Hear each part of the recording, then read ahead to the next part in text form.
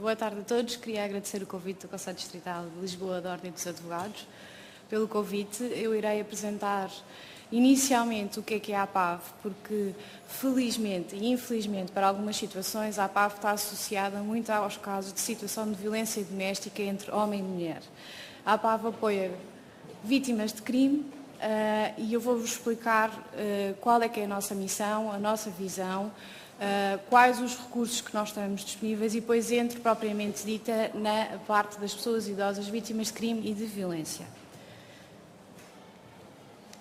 Então, o que é a APAV? Eu já disse, é uma instituição particular, sem fins lucrativos, de solidariedade social, uma IPSS. Qual é que é a nossa visão? Nós trabalhamos para que as vítimas de crime, qualquer tipo de crime, tenha alguma reconhecimento, valorização nacional.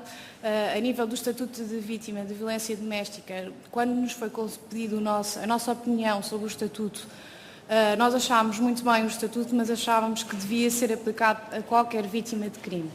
Porquê? Porque existem outros tipos de crime, e vou-vos dar um exemplo que acontece. Por exemplo, as vítimas de violação não estão isentas de taxas moderadoras, enquanto as vítimas de violência doméstica estão isentas de taxas moderadoras.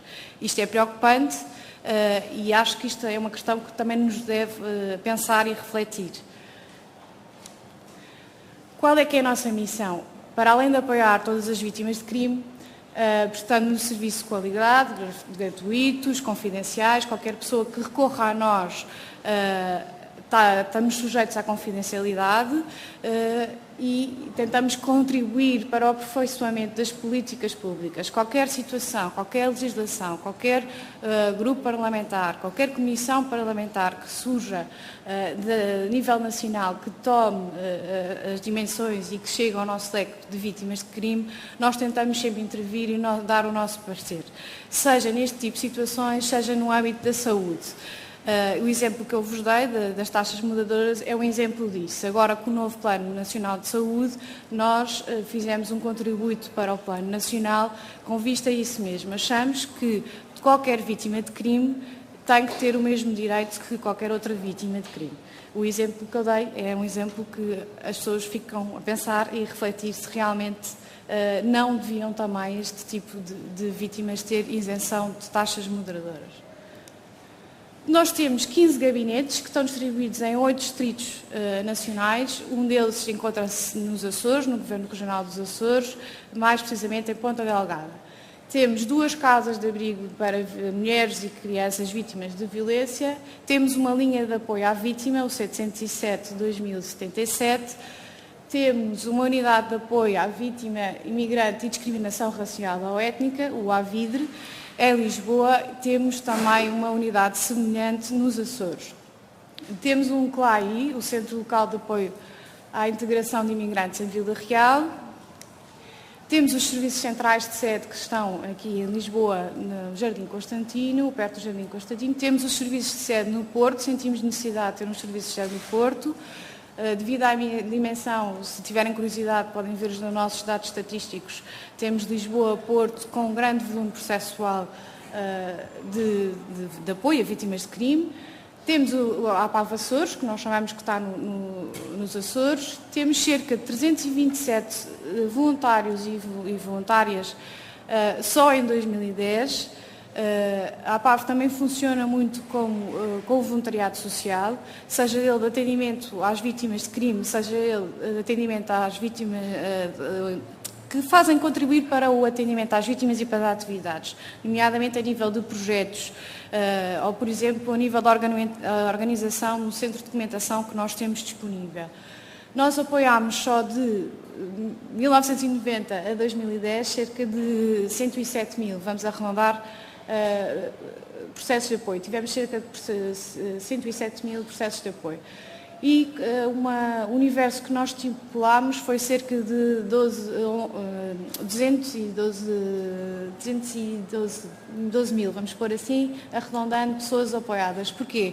Porque nós sentimos que, apesar do processo estar aberto simplesmente com um nome, nós apoiamos também todas as pessoas, os familiares e amigos daquela rede. Sabemos que ao apoiarmos a vítima, iremos afetar todo o outro universo e todo o outro sistema. Podemos afetar diretamente no apoio direto, no apoio social, no apoio psicológico e no apoio jurídico, ou podemos influenciar naquela intervenção que tivermos com aquela pessoa. Temos um centro de formação acreditado pela Direção-Geral do Emprego e das Relações do Trabalho e temos 4 polos de formação. Nós somos entidade acreditada, damos formação interna aos nossos profissionais e voluntários, como damos formação externa a pessoas que queiram ter formação. Aquilo que já falei, a nossa atividade principal é o apoio à vítima de crime, bem como aos seus familiares e amigos. Ali um mapa conseguem ver melhor os locais onde nós temos unidades que prestam apoio às vítimas de crime, e os nossos atendimentos são de facto de 3 formas: telefónicos, presenciais ou por escrito, e-mail, fax, etc. No caso dos idosos, os últimos valores que nós temos é que cerca de 65% das pessoas idosas que recorrem a nós é pelo telefone. Depois, mais à frente, eu irei explicar porque é que será que este tipo de público-alvo recorre à PAV, nomeadamente pelo telefone. Em Lisboa, temos os serviços centrais, isto é só para dar conhecimento mais ou menos como é que funciona uma unidade e quais são as nossas instalações. Isto é a nossa porta de entrada. Isto é a nossa recepção, o acolhimento, onde o gabinete de Lisboa e os serviços centrais e o Alvidre funciona. Isto é a cabine de atendimento telefónico, onde funciona a linha, e os gabinetes de apoio à vítima distribuídos de âmbito nacional também têm, não têm estas instalações, mas também têm este serviço. Depois tem a sala de atendimento presencial. Todas as salas têm esta disposição, têm uma mesa redonda, 4 cadeiras e 2 sofás, sejam eles integrados na própria sala, sejam eles numa sala à parte.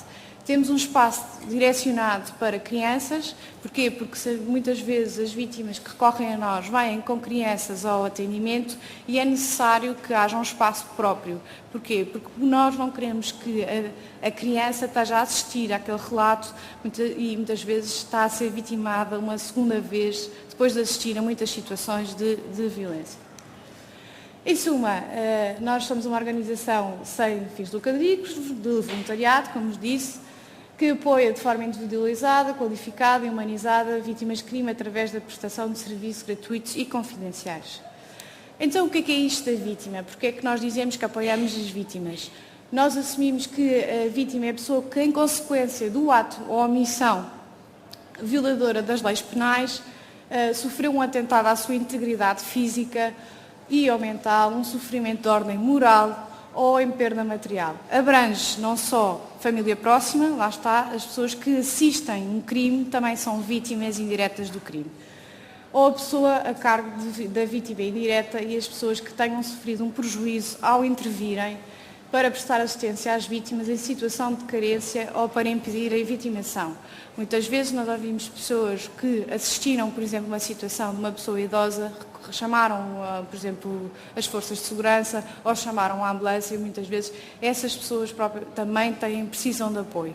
Como o Dr. Carlos Palhares falou, os cuidadores têm uma grande lacuna a nível nacional do apoio que podem ter. Prestam serviços a uma pessoa dependente e essa dependência pode levar ao tal considerado stress do cuidador e isso é fundamental que todas as pessoas tenham um apoio e um suporte. A Associação de Familiares e Amigos dos Doentes de Alzheimer já tem um grupo de apoio para este tipo de situações. É fundamental que existam mais instituições que tenham grupos de ajuda aos cuidadores informais, porque muitas vezes eles não têm informação, eles têm muito boa vontade, mas muitas vezes não sabem como cuidar, a alimentação adequada. Muitas vezes é preciso dar este suporte, esta bagagem e esta formação, não só a formação em sala de aula de como cuidar, mas também o suporte emocional. É tão e mais importante do que a própria formação.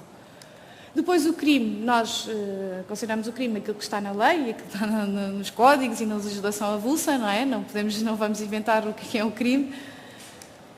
E então, em 2010, a APAV assinalou 17.000 factos criminosos. Foram pessoas que recorreram a nós e nós repartimos em 6 categorias. Os crimes contra as pessoas e a humanidade, que tivemos cerca de 15%, os crimes contra o património, cerca de 2,2%, os crimes contra a vida em sociedade, tivemos 0,3%, crimes rodoviários, 0,1%, violência doméstica, temos um aumento e vê-se que nós temos maior percentagem neste sentido, porque o próprio crime de violência doméstica sofreu alterações. Antigamente era entre cônjuge, atualmente é ex-cônjuge, em relações análogas ao dos cônjuges, é pessoa indefesa, como nós vimos agora no artigo em relação à idade, com coabitação ou sem coabitação. Isto é que é preciso salientar. E depois temos os outros crimes que não estão ali, que são de menor volume. Em relação aos crimes rodoviários, nós lançámos uma campanha em parceria com o Prosegur e que, como eu vos disse, a APAV está muito associada só à violência doméstica e o nosso objetivo é que a comunidade e a sociedade portuguesa perceba que não é só esse tipo de público-alvo. Nós muitas vezes recebemos pessoas que não sabem, roubam a carteira e não sabem o que é que irão fazer, o que é que têm que fazer a seguir. Como é que cancelam o livro de cheques, como é que cancelam o cartão de crédito. E muitas vezes têm sequelas psicológicas e precisam de um apoio psicológico especializado. Em relação às pessoas idosas, como podem ver ali no gráfico, desde 2000 a 2009, nós também temos maior número e devido ao facto do crime de violência doméstica ter sido alterado, um maior número de violência doméstica, cerca de 82%. Depois temos outros tipos de crime, como o crime contra o património, temos os crimes rodoviários, o crime contra as pessoas, crimes contra a vida em sociedade e Estado e outros tipos de crime. Como podem ver, existe uma panóplia imensa que as pessoas idosas podem ser vítimas. Em relação ao autor do crime, isto é que é um fator alarmante. Se repararem bem, não sei se conseguem ver, mas a maior parte tem uma relação familiar próxima com a pessoa idosa. Se virem, o primeiro é o companheiro ou cônjuge e logo a seguir é o filho ou filha. Isto pode estar associado a vários fatores, o tal stress do cuidador, como pode estar associado a relações de qualidade que não foram cultivadas ao longo da vida. Quantas vezes nós ouvimos dizer que não quer saber porque ele tratou-me mal na infância. Se nós não cuidarmos das nossas relações familiares, nós estaremos sozinhos na velhice. E é isso que muitas vezes espalha este tipo de situações. E depois também pode ser o tal considerado stress do cuidador. Muitas vezes entra um burnout, tem grande desgaste emocional e depois temos outras situações. Como podem ver, a maior parte toda é tudo... temos ali ex-cônjuge, ex-companheiro, namorada, ex-namorado, pai, mãe, padrasto, madrasta, filho, filha que é que eu já falei, irmão, irmã, avó, neto... Temos ali uma grande panóplia de só relações familiares. Mas depois temos ali outras situações, como entidade patronal, colega do trabalho, o vizinho, muitas situações de vizinhança, de conflitos de vizinhança, de barulho, etc. E surgem este tipo de situações. Em relação à linha do apoio ao idoso, não sei se já ouviram falar, só em 2010 houve um aumento de queixas de maus-tratos físicos e psicológicos a idosos, cerca de 40%, e 79 denúncias de abandono de idosos. Houve um aumento de 25%. Depois temos um estudo feito nos Estados Unidos, e isto é que é preocupante, que nós também temos que refletir e pensar realmente se os profissionais não deviam também ter um acompanhamento, uma supervisão, uma psicoterapia de apoio, neste sentido, que é cerca de 36 profissionais assistiram pelo menos a uma situação de violência física, 10% reconheceram cometer um ato de violência física e 40% admitiram terem cometido atitudes de violência psicológica. Estes valores é que é alarmante, porque são pessoas que estão formadas para este efeito, que têm alguma bagagem, têm alguma instituição por cima, têm uma supervisão, têm uma direção técnica e muitas vezes este tipo de situações falha. E o facto de admitirem que o fazem também é um sinal de alerta. Este estudo foi feito nos Estados Unidos da América e foi divulgado pela Organização Mundial de Saúde. Nós já falámos sobre isto, o que é a violência contra as pessoas idosas, existem várias definições, existe a Rede Internacional de Prevenção de Violência contra as Pessoas Idosas, que o nosso representante é o professor Ferreira Alves, da Universidade do Minho, que tem-se debatido com este tipo de situações e que tem salientado que não só existem situações de violência física, sexual, psicológica, negligência, o abandono e outro tipo de situações, mas como atitudes culturais que são, quantas vezes nós ouvimos uma pessoa idosa atravessar a estrada e ouvimos outra pessoa a dizer o raio da velha nunca mais se despacha de atravessar a estrada. Isto é um exemplo, são atitudes culturais que são incutidas e muitas vezes nós somos bombardeados pela comunicação social com campanhas publicitárias em cultivar-nos a juventude eterna, não é? Nós não podemos ter rugas, nós não podemos, quer dizer, as plásticas, temos um bombardeamento de que envelhecer é mau. E isso também incentiva este tipo de comportamentos e este tipo de situações. Depois existem vários tipos de violência física e muitas vezes o que as pessoas nos relatam em entendimentos é que quando nós perguntamos, então, e alguma vez lhe bateu? Não, bater nunca bateu, empurrou-me. Isso é violência física. Como o forçar alguém a comer ou beber, isso pode ser considerado violência física. O fraturar os ossos, o forçar a pessoa a ter uma postura imprópria, o puxar os cabelos, o prender ou atar alguém. Eu vou já me despachar.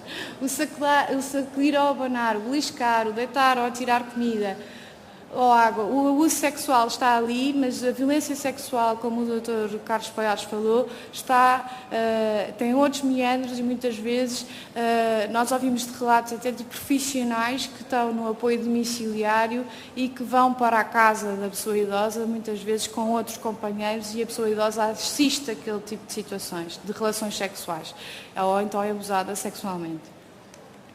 A violência emocional, o ameaçar abandonar, acusações não justificáveis, o assédio, a intimidação, a infantilização. A infantilização é que eu queria focar mais este ponto, porque quantas vezes nós vamos a um lar e vimos os profissionais, os auxiliares, a tratarem o idoso como se ele fosse uma criança.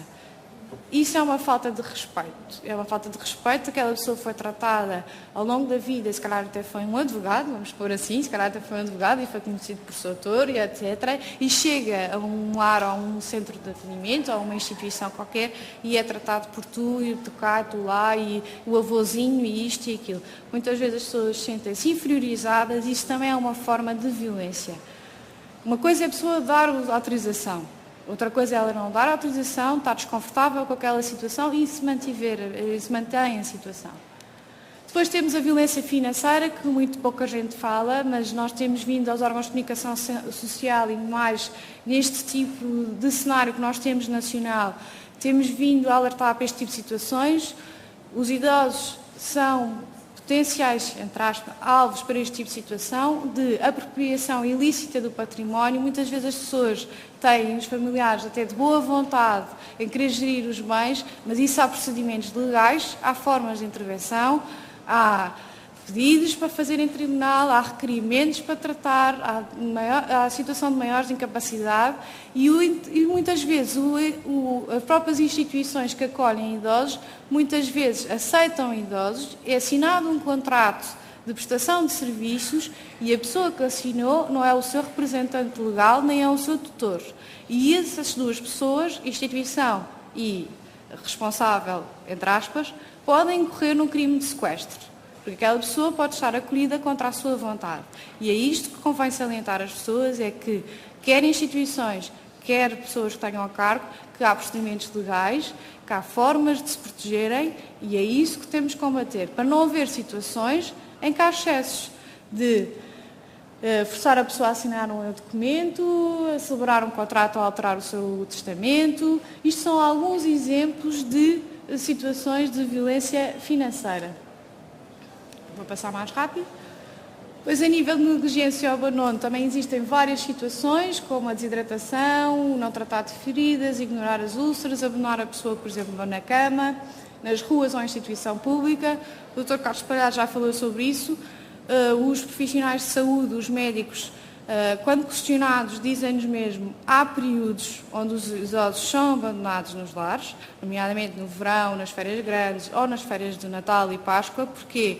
Porque é um estorvo. Não é? É um estorvo estar ali com uma idosa ou para ir de férias grandes e ter que levar o idoso atrás. Isto é verídico, isto acontece. Muitas vezes o que é que se passa? Os profissionais de saúde não sabem gerir este tipo de situações, não sabem o que é que irão fazer. E o nosso código, a única coisa que tem é o artigo 138, exposição e abandono, etc. Omissão, não sei, os juristas sabem melhor do que eu. Mas no caso de abandono no hospital, esta tipificação do crime não é considerado, porque está numa unidade de saúde, está em condições, tem profissionais a tomar conta dele, por isso este enquadramento legal não é tido em conta. Depois, isto são alguns exemplos de crimes a nível de violência física. Temos as ofensas à integridade física, os maus-tratos, já falámos, o sequestro, etc. Psíquica, a ameaça, a coação, a violência doméstica, a sexual, crimes de coação sexual e violação e violência doméstica.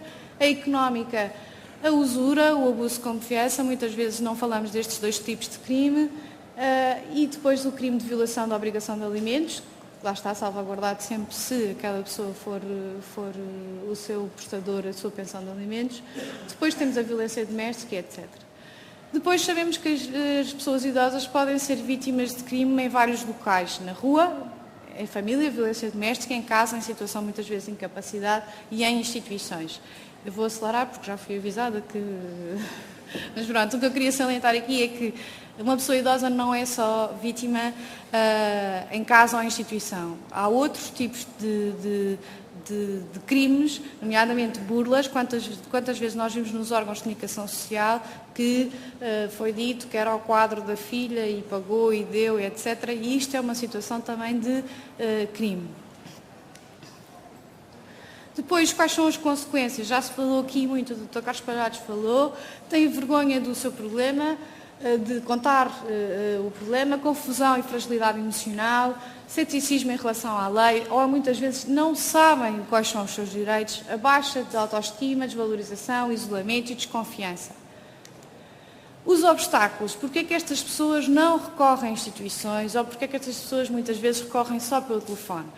Porque tal, não reconhecem que existe uma vitimação, têm medo de represálias do ou da agressora. Nós muitas vezes centramos-nos no homem e não é um homem, pode ser homem ou mulher.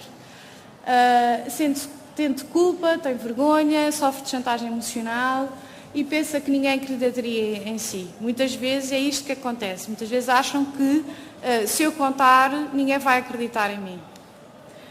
E depois temos alguns indicadores de vitimação, quer da pessoa idosa, quer do familiar ou prestador de cuidados. Vou passar a correr, eu peço desculpa, mas o timing também não está. Mas pronto, nós temos aqui alguns exemplos de violência física, pronto, que é mais visível e que é mais fácil de ver. Depois temos a violência psicológica, psíquica e emocional, que foi algum dos indicadores que eu também falei há bocado.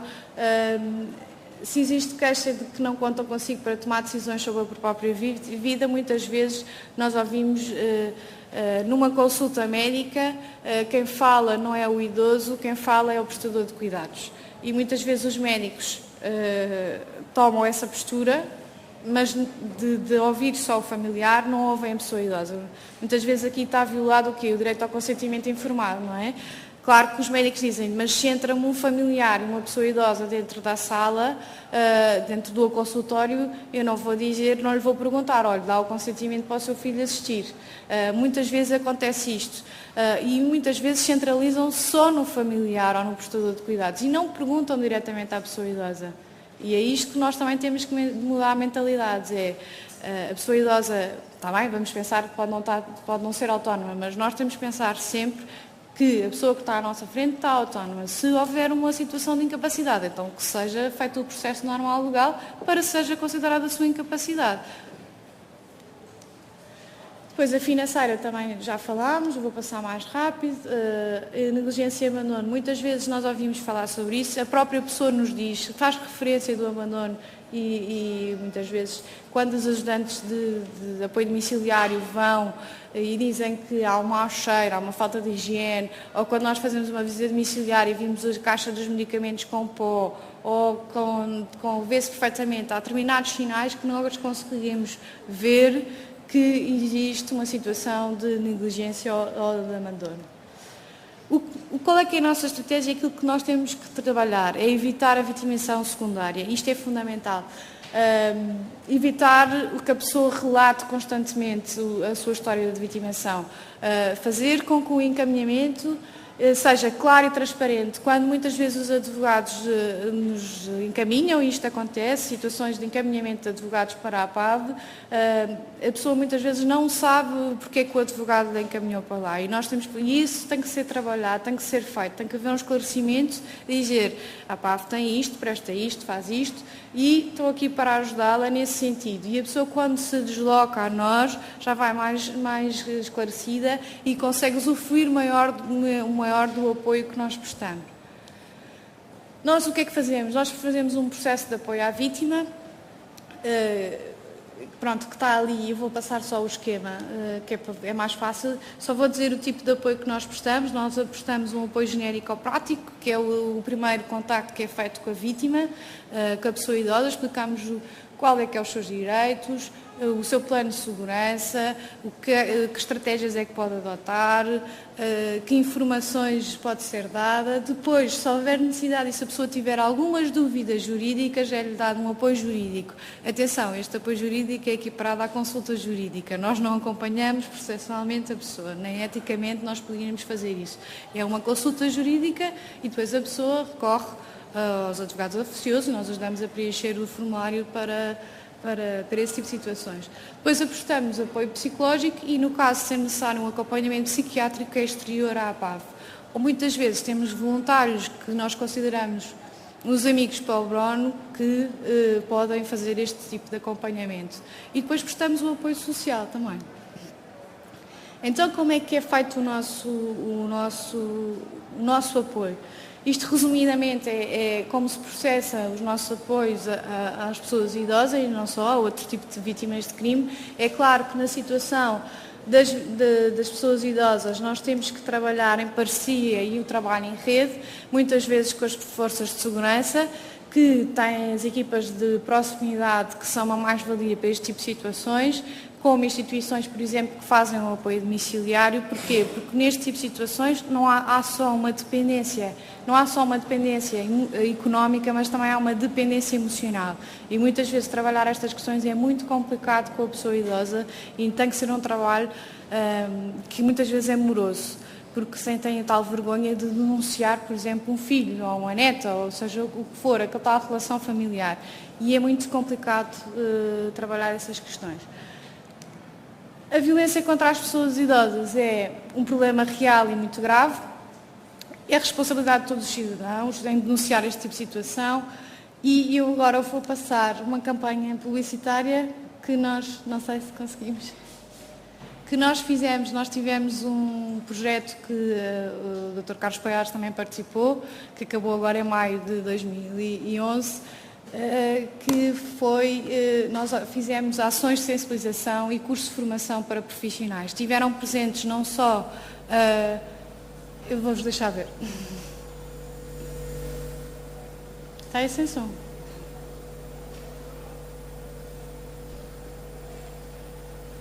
Está sem som, não está?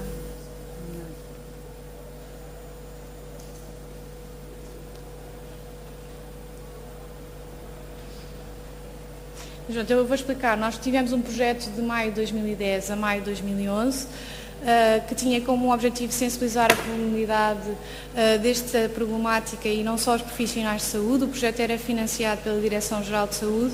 Nós fizemos cursos de formação de 15 horas para todos os profissionais da área do direito, da saúde, da psicologia e do social, para sensibilizar para este tipo de problemáticas, não só ao contexto sociológico, mas como aspectos legais deste tipo de situações. Agora é que está. wakes up screaming, sweat drips from his head, and a jumpy glance at the side of the bed. There's a Bible, a glass, and a note that says, hold on, so where's holding on the best he can. On his right side of flowers, strong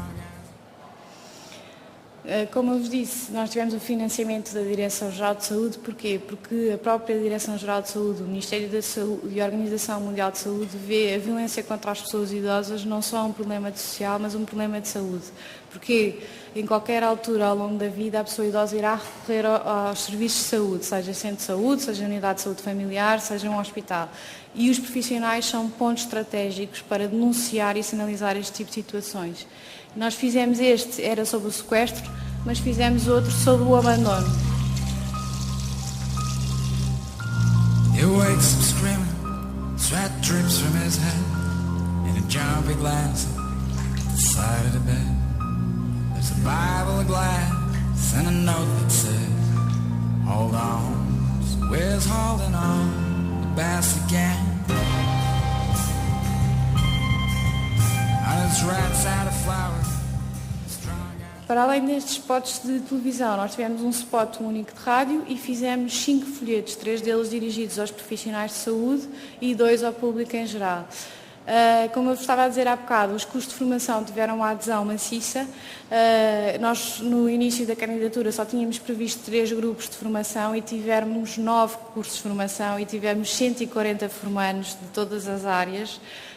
E tivemos o apoio da Direção Regional da Igualdade de Oportunidades dos Açores, que nos possibilitou a dar formação em 2 ilhas dos Açores, o que demonstra que não só os organismos públicos, mas os organismos privados, as instituições que inscreveram os seus profissionais e os advogados que se inscreveram nas formações sentem necessidade de ter mais informação e mais esclarecimentos sobre esta área. E obrigada, espero que tenham gostado.